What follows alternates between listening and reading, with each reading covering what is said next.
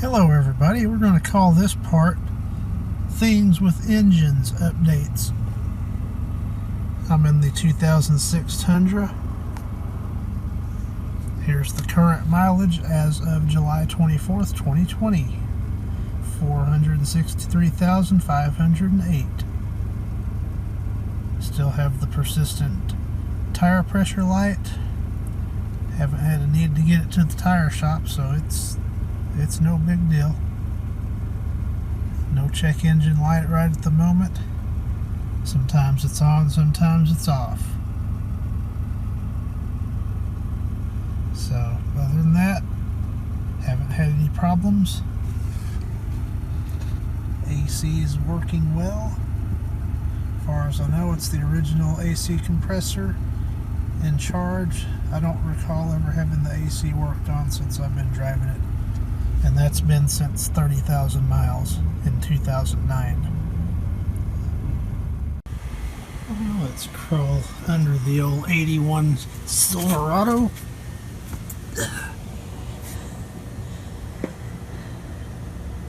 I finally got the passenger side brake line replaced. I worked on it, it's been a couple weeks ago. Drove it this last Sunday again. It's the brakes are working better than they have in a long time, I'll say that. And to make my life easier, I went ahead and changed the metal line as well. I couldn't break that. This right here I also replaced. I couldn't break the nut loose, so I just snipped it off and took it out that way. It wasn't easy, but it was a little easier. And that positive battery cable's hanging a little lower than I'd like it to. Alright, I got it up and out of the way. And you can just see right in the center of the screen that new brake line that goes through the frame.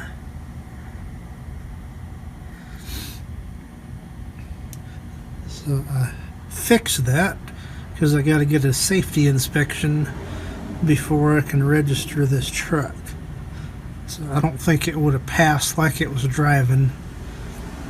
Had a real bad pull on braking. It was not good. Exactly the same symptoms as the driver's side. I want to do that a couple years ago. So that's all fixed up. I finally had a day off, so I've been spending the day detailing the old 2004 Silverado. Got it pretty clean.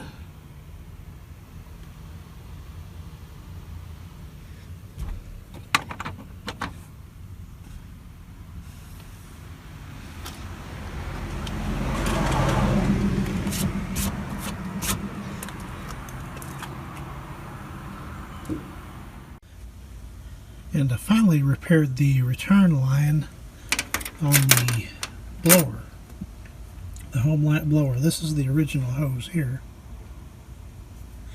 And what I had was this blue hose. And it fit inner diameter, outer diameter fit inner diameter of the black hose.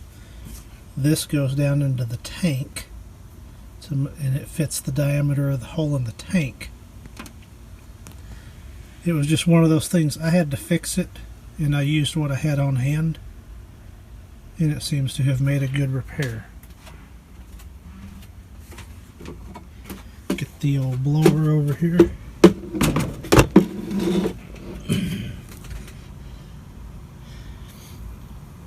That brass tube is the output of the carburetor for the return into the tank. There's the blue hose. And hold on, about to lose it. There we go.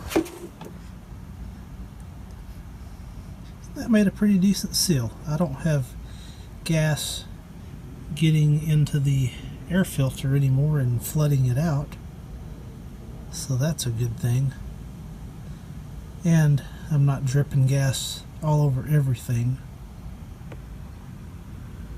and killing grass, which I had been doing and finally figured out what was going on. But I've used it 2 or 3 times. Hadn't been a problem. This end I had to stretch out with a small Phillips screwdriver, and then that slid right on there to the brass tube. So this thing is back up and running once again.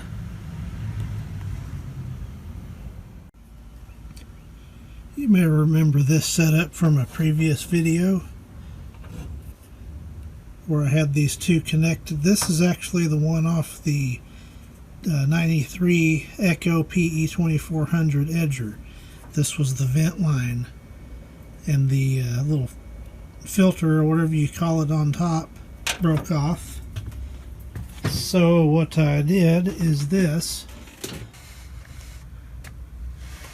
and here it is now installed on the PE2400 Edger.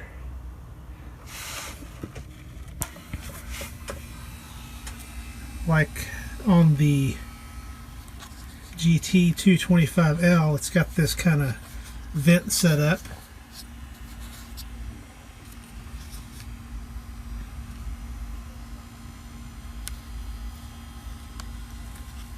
That one just kind of sits there, but this one actually tucks in. I think it's a little bit better design, but that's fixed from the leftovers from fixing this.